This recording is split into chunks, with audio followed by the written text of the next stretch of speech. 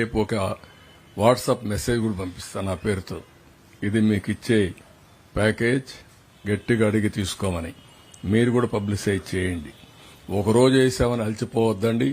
ఒక 3-4 సార్లు వేయండి, ప్రజల్లోకి వెళ్ళేయండి. ప్రజలు దానిపైన ఇది నా ఎంటైటిల్మెంట్, నా హక్కు అని దబాయిని తీసుకునే పరిస్థితి వస్తుంది. ఎక్కడా మిస్అప్రోప్రియేషన్ జరగదు. కొంతమంది బాధ్యత లేకుండా ప్రవర్తిస్తున్నారు. కానీ నేను మిమ్మల్ని అందరినీ కోరేది, ఎక్కడికక్కడ ఎవరికి తోచిన విధంగా వాళ్లు పనిచేద్దాం. పాజిటివ్గా పనిచేసి వాళ్లకు చైతన్యవంతులు చేయడానికి, మనం ఇచ్చే రిలీఫ్ కూడా సక్రమంగా అందడానికి ఏమేం చేయాలో మనం చేయాల్సిన అవసరం ఉంది. దీనికి సహకరించండి. అందుకని నేనేమంటున్నానంటే, ఇవన్నీ కూడా రేపటి నుంచి, ఇప్పుడు ఇచ్చింది కూడా ఆన్లైన్లో ఇస్తున్నారు. ఫుడ్ కొద్దిగా ఇచ్చిన వాళ్ళు తీసుకున్నారు, అది తప్పలేదు. కానీ ఆ రోజు ఉండే పరిస్థితి అది. మనం కూడా స్టాచ్యురేషన్కి వెళ్ళాం. ఇక్కడిచ్చే ప్యాకేజీలన్నీ కూడా ఎవరికి అవసరమో, ఎవరైతే నష్టపోయారో వాళ్ళకి ఇస్తున్నాం. ఈ 32 డివిజన్లో ప్రతి కుటుంబానికి ఇచ్చే ఎసెన్షియల్ కమాడిటీస్ కానీ, అదే మరిగా డ్రై ఫుడ్ కానీ క్లియర్గా ఆ కుటుంబానికి అందజేస్తాం. 16 వార్డుల్లో ఇప్పుడు ప్రారంభించినట్టు ఇదే సిస్టమ్ ఇంటింటివి ఇచ్చేస్తారు. ఎల్లుండి నుంచి 2 డేస్లో ప్రతి ఒక్క ఫెయిర్ ప్రైస్ షాపులో పెడతాం. అందరూ వచ్చి ఆ ఫెయిర్ ప్రైస్ షాపులను తీసుకుంటారు. ఆధారంగా ఇవన్నీ డిస్ట్రిబ్యూషన్ అవుతాయి. ఇక్కడ ఒకటే మీరు గుర్తుపెట్టుకోవాల్సింది, పీడీఎస్ ఓన్లీ బీపీఎల్ ఫ్యామిలీస్కి ఇస్తాం. కానీ ఇది మాత్రం అందరికీ ఇస్తాం. చిన్న పెద్ద తారతమ్యం లేదు. ఒకవేళ పెద్దవాళ్ళు తీసుకుని వేరే వాళ్ళకి ఇచ్చుకుంటే వాళ్ళ ఇష్టం. కానీ అందరికి అవైలబిలిటీ ఉంటుంది, అందరికి వర్తింపజేస్తాం.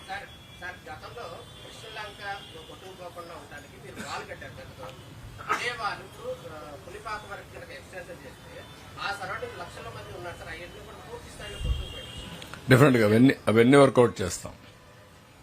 ఏమేమి చేయగలుగుతామో అవన్నీ కూడా ఒక పర్మనెంట్ రెస్టరేషన్.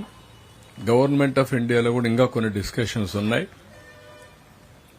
ఏదైతే ఈరోజు ప్రకాశం బ్యారేజ్ 12 లక్షల క్యూసిక్స్ ఆఫ్ వాటర్ డిశ్చార్జ్.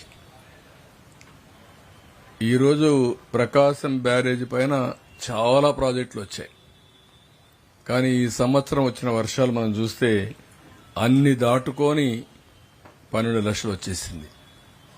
రాబోయే రోజుల్లో 15 లక్షల క్యూసెక్స్ ఆఫ్ వాటర్ రాదని నమ్మకం లేదు, ఉంటుంది, వచ్చేదానికి అవకాశాలున్నాయి. అలాంటప్పుడు దీన్ని కూడా ఏ విధంగా స్ట్రీమ్ లైన్ చేయాలని గవర్నమెంట్ ఆఫ్ ఇండియాని అడుగుతున్నాం. ఒక 15 లక్షల క్యూసెక్స్ కానీ డిశ్చార్జ్ చేసే విధంగా ఈ ప్రాజెక్ట్ ని ఇంప్రూవ్ చేయగలిగితే ఉపయోగపడుతుంది. ఎంతవరకు చేయగలుగుతాం అది కూడా హోంవర్క్ చేస్తాం. ఎక్స్పాన్షన్ ఏం చేయగలుగుతాం అన్ని కూడా.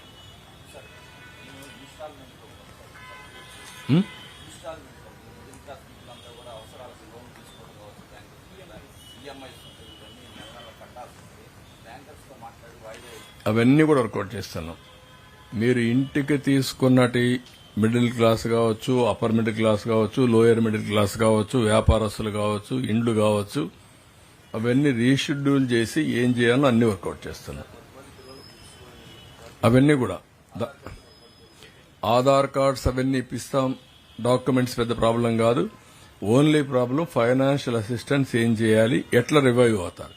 కడవన్నీ నాన్ ఫైనాన్షియల్ ఇష్యూస్ ని పెద్దగా పట్టించుకోవాల్సిన అన్ని రెడీమేడ్గా ఇచ్చేస్తాం. అది పెద్ద ఇష్యూ కాదు. ఎక్కడ డబ్బులు తీసుకోకుండా సప్లై చేద్దాం.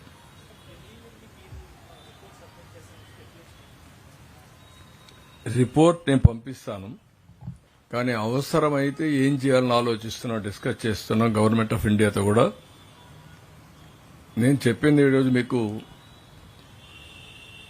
ఇంతవరకు అయితే నేను పోవాల్సిన అవసరం లేదు.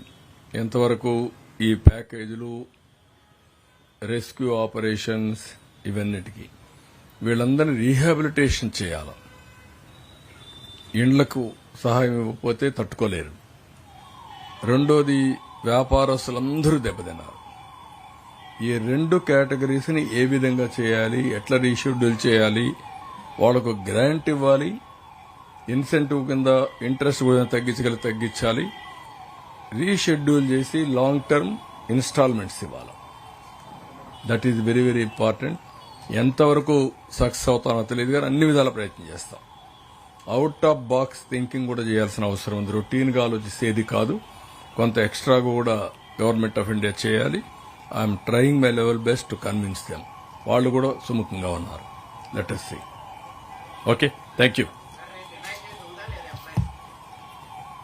వినాయక చవితి జరుపుకుంటూనే పనిచేద్దాం. ఇక్కడ కూడా మార్నింగ్ వినాయక చవితి ఇక్కడ కూడా జరుపుకుంటాం. అందరూ వినాయక చవితి జరుపుకొని వస్తారు, లేకుంటే ఇక్కడే జరుపుకుంటాం. దేవుడికి దండం పెట్టుకుంటాం. ప్రజలే దేవుళ్లుగా భావించి ప్రజాసేవకు అంకితం అవుతాం. దీనికంటే సేవ ఇంకోట్లేదు. భగవంతుడు కూడా ఆశీర్వదిస్తాడు వినాయక చవితి ఇక్కడ జరుపుకుంటే, ప్రజలకు సేవ చేస్తూ. ఇక్కడ కూడా మీరు కూడా ఇక్కడే జరుపుకోండి. వెల్కమ్. Thank you.